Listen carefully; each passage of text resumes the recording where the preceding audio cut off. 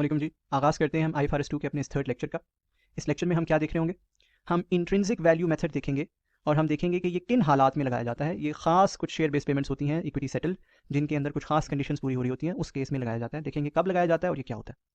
फिर हम देखेंगे कैंसिलेशन या सेटलमेंट अगर हो जाए शेयर बेस्ड पेमेंट की, यानी कि उसको कैंसिल कर दिया जाए, खत्म कर दिया जाए, वक्त पूरा होने से पहले सेटल कर दिया जाए equity settle share based payments को, तो क्या ट्रीटमेंट किया जाता है। ये दोनों कॉन्सेप्ट्स हम देखेंगे with the help of examples. Intrinsic value method जो है वो हम देखेंगे with the help of IG example 10, जो कि आपके नोट्स के पेज 58 पर आ रही है। तो ये नोट्स का ये पेज आपके सामने खुला होना चाहिए। और कैंसिलेशन या सेटलमेंट हम देखेंगे with the help of cancellation and settlement example. इस एग्जांपल का कोई नंबर नहीं है, इसका कोई नंबर नहीं है। ये कैंसिलेशन एंड सेटलमेंट की हेडिंग के नीचे एग्जांपल के तौर पर लिखी हुई है आपके नोट्स में। अगर आप देखोगे पेज 59 पर तो ये आपको नजर आ जाएगी। ठीक है जी, आइए आगाज करते हैं अपने इस लेक्चर का। अच्छा जी, सो फिर हम स्टार्ट करते हैं आगे, डिस्कशन आगे बढ़ाते हैं। बेसिकली हम क्या डिस्कस कर रहे थे? हम ये डिस्कस कर रहे थे कि जी शेयर बेस्ड पेमेंट क्या होती है। इसमें हमने ये 3 टाइप्स डिस्कस कर ली और मैंने इसके साथ हमने चेंजेस एंड एस्टिमेट्स भी काफ़ी हद तक डिस्कस कर लिए, राइट। सो हमें तरीका आ गया चेंजेस एंड एस्टिमेट्स को डील करने का, टू डेट ऑलरेडी रिकॉर्डेड वो जो मेथड हम लगाते हैं उससे। ठीक है जी, ऑलराइट। अब मैं आपको कराने जा रहा हूँ इंट्रिंसिक वैल्यू मेथड। ठीक है, इंट्रिंसिक वैल्यू मेथड क्या होता है, कब इस्तेमाल करते हैं, ये हम समझने जा रहे हैं, राइट।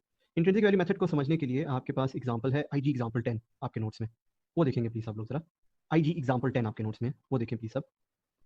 जी पढ़ लिया IG एग्जाम्पल 10 सबने?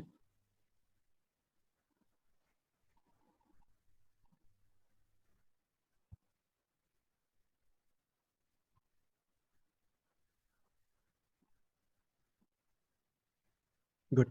अच्छा, IG एग्जाम्पल 10 को अगर हम गौर करें तो हम देखते हैं, कहता है कि एक एंटिटी ने 1000 शेयर ऑप्शंस ग्रांट किए टू 50 एम्प्लॉइज। ठीक है, सो 1000 ऑप्शंस हैं और 50 एम्प्लॉइज हैं।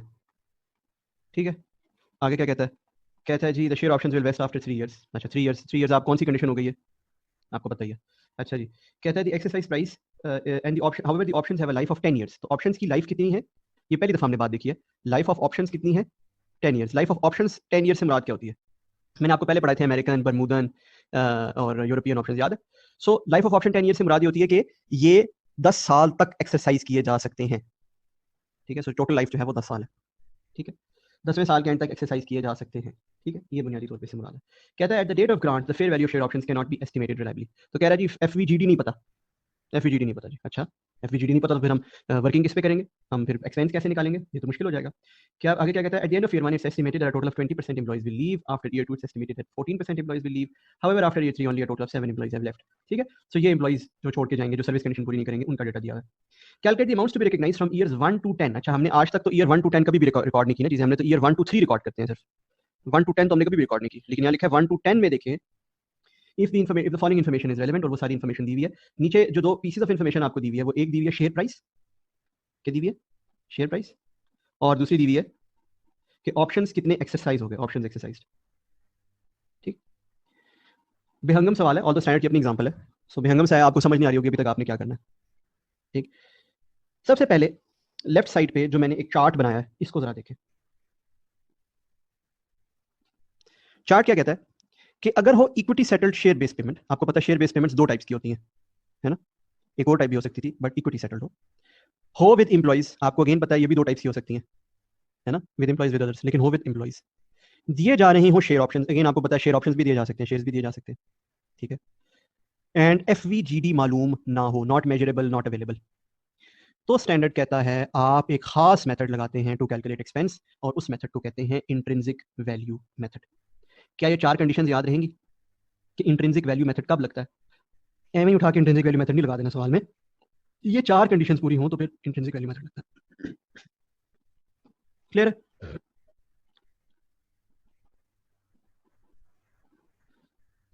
अच्छा, अब मुझे बताएं क्या इस सवाल में ये 4 कंडीशंस पूरी हो रही हैं? क्या ये equity settle share based payment है? क्या ये विद एम्प्लॉइज है? क्या शेयर ऑप्शंस दिए जा रहे हैं? क्या FVGD अवेलेबल नहीं है? यस, चारों कंडीशंस पूरी हो रही हैं। Is this clear?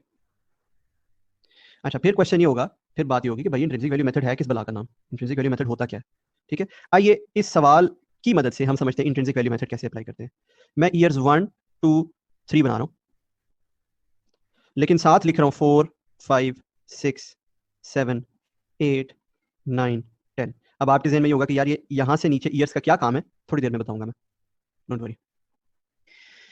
फिर मैं आपसे ये पूछ रहा हूं, मैंने आपको फाइनेंशियल इंस्ट्रूमेंट्स बनाते हुए पढ़ाया था, intrinsic value of a share option क्या होती है? What is intrinsic value of a share option? Share price minus exercise price, बिल्कुल ऐसे ही है। शेयर की value, share price, share value minus exercise price, बिल्कुल ऐसे ही है। इसी को इंट्रिंसिक वैल्यू कहते हैं, बिल्कुल। अच्छा, अब हर साल क्या इंट्रिंसिक वैल्यू निकालने का डेटा हमारे पास है? क्या हम हर साल की इंट्रिंसिक वैल्यू बना सकते हैं? क्या हर साल की शेयर प्राइस दी हुई है? देखिए सवाल में, क्या शेयर प्राइस दी हुई है हर साल के एंड की? एंड पे ही होगा ना, जरा एंड पे कैलकुलेट होगी। बोले जी हर साल की क्या शेयर प्राइस दी हुई है? कहाँ दी हुई है? ये सारी दी हुई है जी, टेबल के अंदर।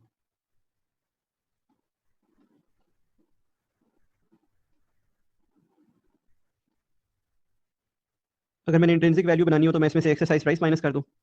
Exercise price is what? 60। तो 3 5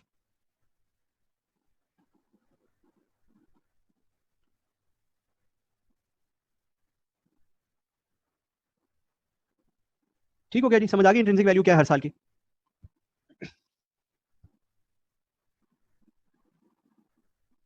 हाँ जी, समझ आ गया नहीं? अच्छा, फिर टू डेट बना लें। टू डेट क्या बनता है? अब जरा देखिएगा गौर से टू डेट की कैलकुलेशन। टू डेट की मैं कैलकुलेशन कर रहा हूँ, मेरे 1000 शेयर ऑप्शन है, 50 इंप्लॉइज हैं। 50 इंप्लॉइज में से मेरे कितने चले जाएंगे? फर्स्ट ईयर के एंड पे मेरा क्या एस्टिमेट था, कितने चले जाएंगे? 20%, यानी कि 10 चले जाएंगे। ठीक है, इनटू यहां मैं एफ वी जी डी से मल्टीप्लाई करता होता था, कुछ याद है या नहीं? Number of options into number of employees into F we G D, है ना? अब मेरे पास एफ वी जी डी नहीं है, मैं आई वी से मल्टीप्लाई करूंगा। 3 आई वी, हालांकि ये नंबर बहुत छोटा है 3 का, बट स्टिल 3 की आई वी। ठीक हो गया जी, 3 की आई वी। अच्छा, इनटू 1/3। फिर ऑलरेडी रिकॉर्डेड, ऑलरेडी रिकॉर्डेड कितने हैं अभी तक? 0। तो फॉर द ईयर क्या रिकॉर्ड होगा? बोले जी फॉर द ईयर क्या रिकॉर्ड होगा? 40,000 कह रहे हैं जी, रुपीज इन थाउजेंड कह देते हैं, 40,000।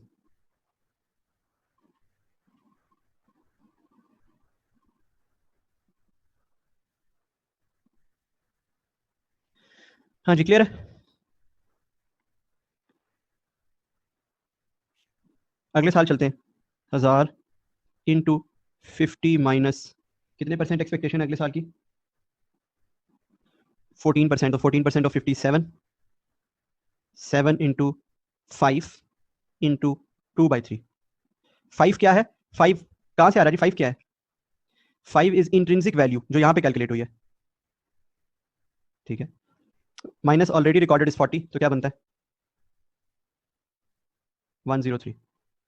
अच्छा जी, अगले साल चलते हैं। 1000 इंटू 50 माइनस, अगले साल एक्चुअल में कितने छोड़ के गए? 7। अच्छा, इंटू 15, देख रहे हैं, अपडेट कर दी इंट्रिंसिक वैल्यू, इंटू 3/3 माइनस 143।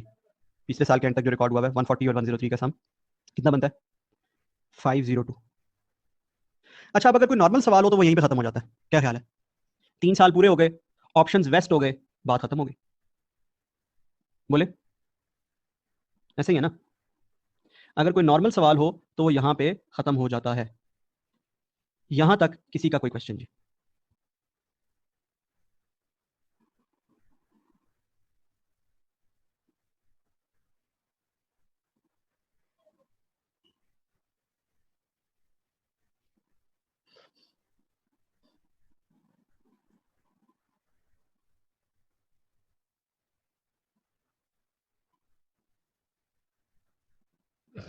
यहां तक किसी का कोई क्वेश्चन जी?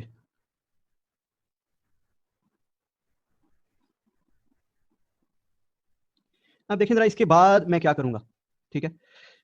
मुझे आपने कैलकुलेट करके बताना है हर साल, इसके बाद फॉर द ईयर अनएक्सरसाइज्ड ऑप्शंस कितने हैं, यहां लिखेंगे वो। आपने मुझे हर साल कैलकुलेट करके बताना है कि फॉर द ईयर अनएक्सरसाइज्ड ऑप्शंस का काउंट कितना है। मिसाल दे देता हूं आपको, इधर देखिए सब, 1000 इंटू 43 इंप्लॉइज, यानी कि 43,000 इंप्लॉय टोटल हो गए। क्या ख्याल है? सॉरी, 43,000 ऑप्शंस टोटल हो गए, ऐसे ही है। पहले साल 43,000 ऑप्शंस अनएक्सरसाइज्ड है, राइट। फिर उस साल के एंड पे 6000 ऑप्शन एक्सरसाइज हो गए। कितने ऑप्शन एक्सरसाइज हो गए? 6000। ये कहाँ लिखा हुआ है? लिखा हुआ है कहीं सवाल में? टेबल में लिखा हुआ है। 6000 एक्सरसाइज हो जाए तो कितने बचते हैं पीछे? 37,000, है ना? बल्कि यहाँ पे ना मैं एक छोटी सी बीच में लाइन लगा लेता हूँ, बिकॉज अब हमारा जो कैलकुलेशन का तरीक़ेकार है, या जो कैलकुलेशन कर रहे हैं हम, वो एक डिफरेंट तरीके से हो रही है। ठीक है, और तो सवाल वही है 37,000। 37 में से अगले साल, इस साल के एंड पे फिर तो अगले साल 29 बच गए, 29 में से 5 गए, 24 बच गए, 24 में से 9 गए, 15 बच गए, 15 में से 8 गए, 7 बच गए, 7 में से 5 गए, 2 बच गए, और वो जो 2 हैं वो आखिरी साल पूरे के पूरे एक्सरसाइज हो गए। ऐसे ही है, चेक कर लें। सो फॉर द ईयर जो ऑप्शंस, ये सुन लीजिए, असद का सवाल सुन लीजिए, आपका भी हो सकता है बाद में सबका ये सवाल हो। असद कह रहे हैं ईयर 4 में 6000 एक्सरसाइज हुए। याद रखिए 6000 एक्सरसाइज हुए ईयर 4 के एंड पे। ये जितना डेटा आपको दिया हुआ है ये एंड ऑफ ईयर का डेटा है। इसका मतलब है फॉर द ईयर, ये क्या लिखा मैंने? For the year, for the year 43,000 outstanding थे। बात समझ आ रही है नहीं? For the year. अब जरा देखिए मैं करूंगा क्या। मैं इस 43,000 को मल्टीप्लाई करने जा रहा हूं +13 से, फिर इसे मल्टीप्लाई कर रहा हूं +12 से, इसे मल्टीप्लाई कर रहा हूं -10 से, इसे मल्टीप्लाई कर रहा हूं +6 से, +9 से, +3 से, +7 से। कौन मुझे सोच के ढूंढ के बताएगा कि ये जो +13, 12 ये वो लटम पटम में मल्टीप्लाई करी जा रहा हूँ, ये क्या करी जा रहा हूँ मैं? Change in intrinsic value, absolutely change in intrinsic value, delta of intrinsic value. मैं ये क्यों कर रहा हूँ जरा गौर से देखिएगा, गौर से देखिएगा सब लोग। यहाँ पे हमने क्या किया, हमने सारे के सारे ऑप्शंस यहाँ पे 15 के भाव रिकॉर्ड किए हुए, बट वो 15 के भाव से तो कन्वर्ट ही नहीं हुए, वो तो कन्वर्ट ही नहीं हुए, वो तो अगले साल के एंड तक कोई ऑप्शन कन्वर्ट ही नहीं हुआ, तो सारे के सारे ऑप्शन अब 28 पे चले गए। हाँ या ना? अच्छा, उनमें से 37,000 ऐसे हैं जो उससे अगले साल के एंड तक कन्वर्ट नहीं हुए, तो वो तो 40 पे चले गए। उनमें से 29 ऐसे हैं जो उससे अगले साल तक कन्वर्ट नहीं हुए, वो 30 पे चले गए, एंड सो ऑन। हाँ या ना? जितने ऑप्शन अनएक्सरसाइज रह गए हैं उनको, उनकी इंट्रिंसिक वैल्यू को ईयर दर ईयर चेंज करते जा रहे हैं हम, up until the end of, until the end of life of options. Right? हाँ या ना? बात समझ आई या नहीं? 559, 444, -290, 144, 135, 7 3s are 21 and 14। ठीक है, ईयर 4 5 6 7 8 9 10। ठीक है, ये हर साल एक्सपेंस टू रिजर्व्स होता रहेगा हर साल। इज दिस क्लियर जी? बात क्लियर है या नहीं? What does this -290 mean? It means reserves to expense. Negative expense is income obviously. इस साल एक्सपेंस तो रिजर्व नहीं होगा, रिजर्व एक्सपेंस हो जाएगा।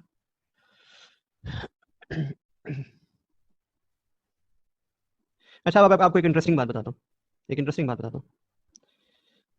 ये जितना एक्सपेंस यहाँ रिकॉर्ड हुआ है इस पूरे 10 सालों में, इसका टोटल बताएं मुझे। 1672। अच्छा जी, 1672 को डिवाइड करते हैं 43,000 ऑप्शंस पे, क्योंकि 43,000 ऑप्शंस इन्वेस्ट हुए ना अल्टीमेटली, ऐसे ही है। 1672,000 होगा ना ये। मुझे जरा बताएं इसका जवाब क्या आता है? 39 तकरीबन, या 38.9। ठीक है, 39 रुपीज। अगर किसी एनालिस्ट ने सही सही और अच्छी कैलकुलेशन करके एफवीजीडी बनाई होती ना, वो 39 रुपीज की एफवीजीडी बनाता। कितने की एफवीजीडी बनाता? 39 रुपीज की। लिहाजा 3 सालों के अंदर हम 1.6 या 1.7 मिलियन का एक्सपेंस रिकॉर्ड कर देते। अब चूंकि हमारे पास वो एफवीजीडी थी नहीं, मेजरेबल ही नहीं थी, लिहाजा हमने इंट्रिंसिक वैल्यू अप्रोच लगाई। ठीक है, और हम 10 सालों में तकरीबन 39 रुपीज का एक्सपेंस पूरा कर पाए। बात समझ आ रही? जब आपके पास फेयर वैल्यू नहीं होती ना ऑप्शन की, then you have to wait until the end of life of options, end of life of options। इसकी वजह ये होती है कि अगर आप एंड ऑफ लाइफ तक वेट ना करें तो ऑप्शन की वैल्यू में हमेशा दो चीजें होती हैं। एक होती है, मैंने आपको पहले भी बताया, इंट्रिंसिक वैल्यू, और दूसरी क्या होती है? Time value. आप टाइम वैल्यू को अकाउंट फॉर नहीं कर सकते until you wait for the end of life of the options। बात समझ आ गई? Why we are actually going until the end of the life of the option in intrinsic value method only। Normal method में नहीं हम जाते end of life तक, intrinsic value में जाते हैं। बात क्लियर है? ये क्लियर है तो फिर एक और बात सुन लें छोटी सी। If some options vest but lapse unexercised, तो क्या करेंगे? इससे मुराद ये कि यहाँ हम कह रहे हैं ना कि आखिरी साल में फर्ज करें 2000 ऑप्शन एक्सरसाइज में, जब 2000 एक्सरसाइज होते हैं तो आखिर में जीरो बच जाते हैं, ऐसी है। 43,000 से ऑल द वे आप आते हैं तो आखिर में जीरो बचते हैं, ऐसी है। व्हाट इफ ये लिखा हो कि 2000 नहीं, आखिरी साल में से 800 ऑप्शन एक्सरसाइज हुए सिर्फ, बाकी 1200 ऑप्शन जो हैं वो लोगों ने एक्सरसाइज ही नहीं किए। 1200 options, they are part of the 43,000 that vested but they lapsed unexercised. कुछ समझ आइए बात या नहीं? बात समझ आइए? स्टैंडर्ड कहता है उनका एक्सपेंस रिवर्स कर देते हैं, उनका एक्सपेंस रिवर्स कर देते हैं। तो जरा देख लेते हैं अभी क्या हुआ है। अभी क्या हुआ है सवाल में? अभी ये हुआ है कि आखिरी साल में एंट्री हुई है 14,000, एक्सपेंस टू रिजर्व आखिरी साल में एंट्री हुई है 14,000। Everybody is on board? यही हुई है एंट्री,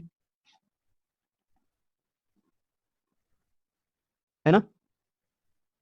अगर 1200 लैप्स कर जाते तो क्या एंट्री होती लास्ट ईयर में? तो क्या एंट्री होती? कुछ समझ आ रही है बात या नहीं? तो देखिएगा आप क्या करते हैं। जो 800, बल्कि 800 नहीं, 2000 पूरा, जो 2000 पूरे आउटस्टैंडिंग रहे पहले आप उसे करते रीमेजर। ये वही है, इसकी कैलकुलेशन वही है, 2000 इंटू +7 जो वहां की हुई है कैलकुलेशन। फिर जो 1200 लैप्स कर गए आप उनका एक्सपेंस कर देते रिवर्स। किस रेट पे? 55 के रेट पे। वाई 55? बिकॉज आखिरी साल पे किस इंट्रिंसिक वैल्यू पे हम कैरी कर रहे हैं? 55 पे। हम 1200 इंटू 55 कर देते। 1200 इंटू 55 इज 67 एंड 66,000। ठीक, रिजर्व्स टू एक्सपेंस रिवर्स कर देते 66,000 से। बात समझ आई या नहीं? So if some options lapse their expense is reversed. Is this understood? आगे चलते हैं। अब मैं ना आपको इस स्टैंडर्ड में जो कुछ कंफ्यूजिंग चीजें हैं वो जरा मैं कोशिश करता हूँ क्लियर आउट करने की एक स्लाइड के ऊपर। देखिएगा जरा, original condition not met, condition रखी थी वो मीट नहीं हुई। अगर सर्विस कंडीशन मीट ना हो तो क्या करते हैं?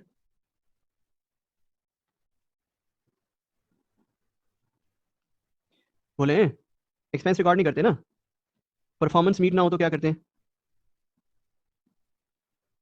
मार्केट मीट ना हो तो क्या करते हैं? अच्छा, क्यों ऐसा करते हैं वो हमने देख लिया है, ठीक है। डू नथिंग टू एक्सपेंस, और दूसरा काम हम क्या करते हैं? Transfer reserve to retain earning, ठीक है। ऐसा क्यों करते हैं ये भी हमें पता चल गया, जैसे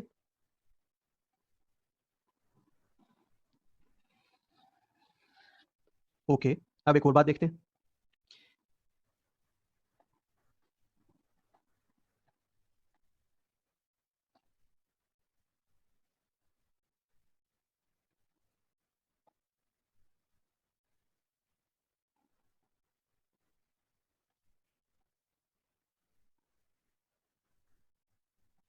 हाँ जी, अगर ऑप्शंस अनएक्सरसाइज्ड लैप्स कर जाएं तो इंट्रिंसिक वैल्यू मेथड में क्या करते हैं? क्या बताया?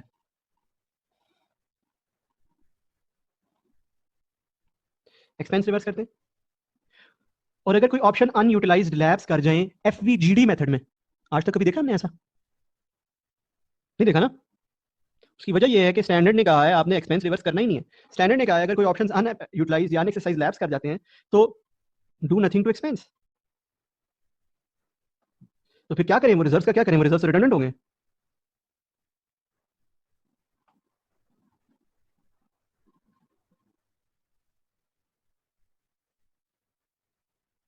रिटेन अर्निंग में ट्रांसफर कर दें, रिटर्न रिजर्व्स को रिटेन अर्निंग में ट्रांसफर कर दें।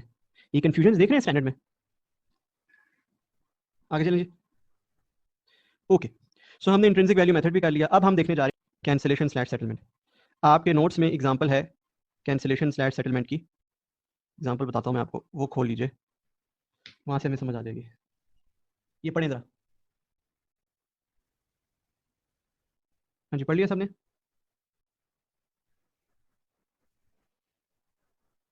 ओके, सो अब हम जरा देखते हैं कि ये एग्जांपल क्या है और इसमें हो क्या रहा है। कहता है, an entity grants 100 share options to each of its 500 employees conditional upon the employees remaining in the service over the next 4 years.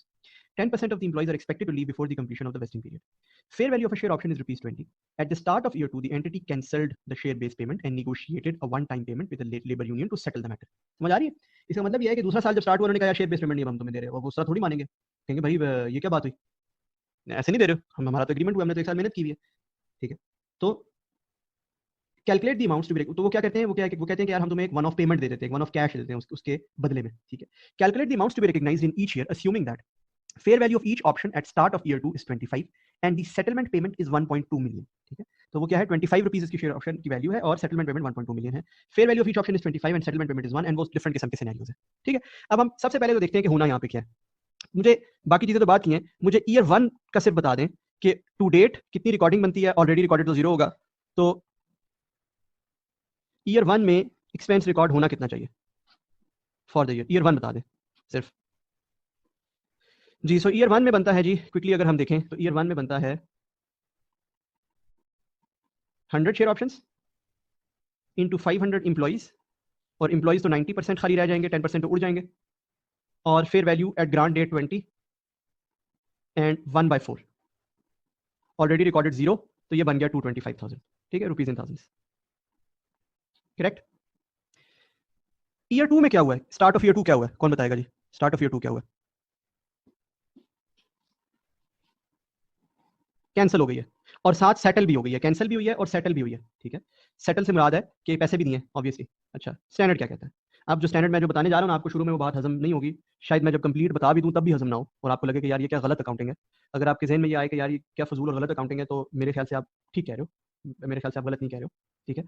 But nevertheless यही अकाउंटिंग है, तो हमें यही सीखनी है, ठीक है। स्टैंडर्ड क्या कहता है? स्टैंडर्ड कहता है जैसे ही कैंसिलेशन हो, आप अगले तीनों के तीनों सालों का एक्सपेंस फौरी तौर पे अभी रिकॉर्ड कर दें। देखिएगा, 100 इंटू 500 इंटू 90% इंटू 20 इंटू 4/4, ठीक। ऑलरेडी रिकॉर्डेड बनता है 225, तो पीछे क्या बनता है, बचता है 675, हाँ जाहिर है 225 इंटू 3। स्टैंडर्ड कहता है सारे के सारा भी रिकॉर्ड करते हैं, यानी कि ये सबसे पहला काम तो आप ये करेंगे इस साल, एक्सपेंस टू रिजर्व 675 से। मुझे पता है इस पर आपको तशवीश होगी, बट ऐसे ही है, ठीक होगी बात। पहला काम ये कहता है। फिर स्टैंडर्ड कहता है दूसरी एंट्री करें, एक एंट्री आपने ये की, दूसरी एंट्री करें। अच्छा, दूसरी एंट्री क्या कहता है? दूसरी एंट्री कहता है आप बैंक क्रेडिट करें उतने से जितने पैसे आपने दिए, ठीक है, पेमेंट जो भी आपने की, डन। स्टैंडर्ड कहता है आप रिजर्व्स डेबिट करें, reserves up to fair value of, up to fair value of क्या लिखना है, अप टू फेयर वैल्यू लिखते हैं, अप टू फेयर वैल्यू जो भी उस दिन, बल्कि इसको लिखते हैं up to fair value at date of cancellation, जो भी कैंसिलेशन या सेटलमेंट के दिन उसकी फेयर वैल्यू थी, ठीक है, आप उस फेयर वैल्यू तक रिजर्व्स को डेबिट कर सकते हैं। बात क्लियर हो गई? आइए हम इसको थोड़ा सा इन एक्शन देखते हैं, मतलब ये होता कैसे है। पार्ट ए में मुझे बताइए, पार्ट ए में ABCD, ठीक है, मुझे बताइए हमारे इन ऑप्शंस की फेयर वैल्यू क्या है और मैंने पे कितना किया। तो फेयर वैल्यू बनती है 1,125,000 और पे हमने कितना किया 1,200,000। Is this correct? आगे चले जी, इससे नीचे वाला स्टडी करें पार्ट, इससे नीचे वाला पार्ट स्टडी करें।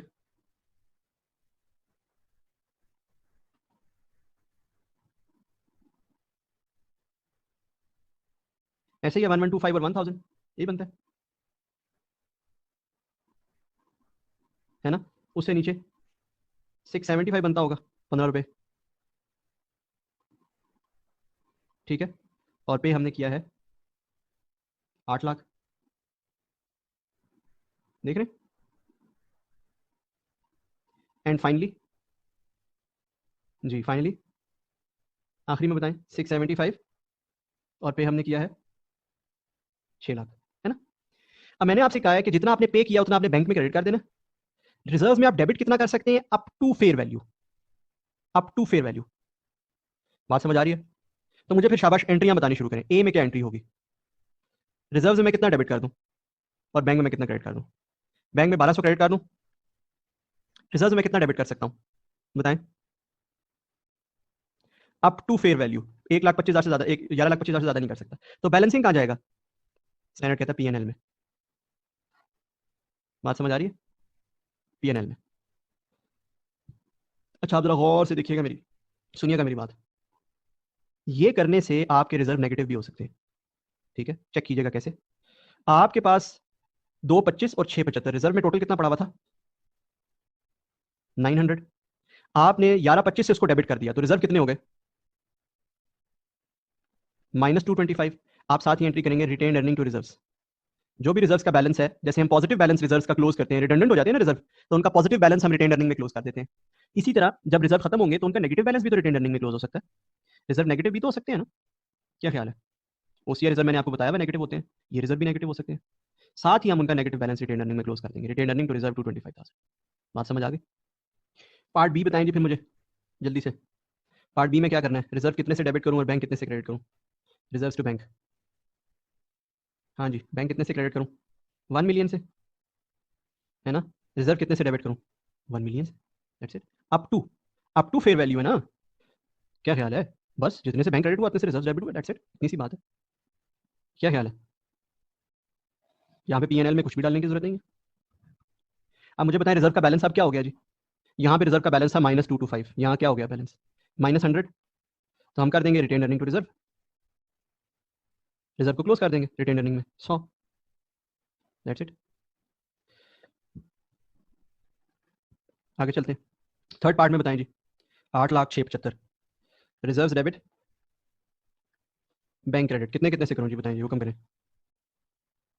8 लाख से बैंक क्रेडिट करें, रिजर्व कितने से डेबिट करें? 6,75 से। तो बाकी कहाँ डालें? पीएनएल में 1,25। ठीक है, अब रिजर्व का बैलेंस कितना रहता है पीछे? कितना बैलेंस है रिजर्व का? 2,25 पॉजिटिव, है ना? तो रिजर्व को रिटेन अर्निंग में फेंक देते हैं, रिजर्व टू रिटेन अर्निंग, उठा के रिटेन अर्निंग में फेंक दिया 225, पॉजिटिव बैलेंस।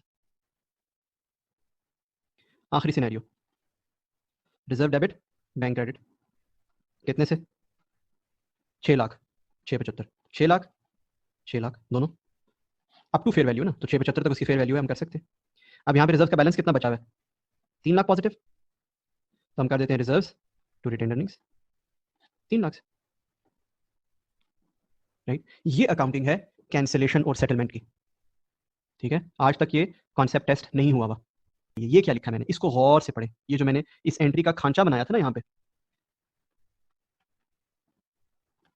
इसको गौर से पढ़े। पेमेंट में बैंक में पे जितना किया वो क्रेडिट हो जाएगा। रिजर्व में कितना डेबिट होगा? Up to fair value at date, not fair value date, नहीं, up to fair value at date of cancellation. यानी कि if the payment is greater than fair value तो balancing, if payment is greater than fair value then balancing PNL में आ जाएगा। If payment is equal to और less than fair value then कोई balancing निकलेगा ही नहीं। ये समझ आई बात? ये नहीं एग्जैक्टली समझ आ गई है? तो फिर मेरा ख्याल है आपको मैं 3 स्टेप्स बता ही दूं। पहला स्टेप ये लिखा हुआ है आपके सामने, आप फौरी तौर पे फ्यूचर का सारा, ऑल फ्यूचर एक्सपेंस फौरी तौर पे रिकॉर्ड कर देते हैं। पहला स्टेप ये। दूसरा स्टेप, जो भी पेमेंट होती है आप उसकी एंट्री करते हैं। पेमेंट की एंट्री का खांचा क्या होता है, तरीकेकार क्या होता है, मैंने आपको बता दिया। तीसरा स्टेप, आप रिजर्व्स को एडजस्ट कर देते हैं, रिजर्व्स के बैलेंस को रिटेन अर्निंग में क्लोज कर देते हैं। That's it.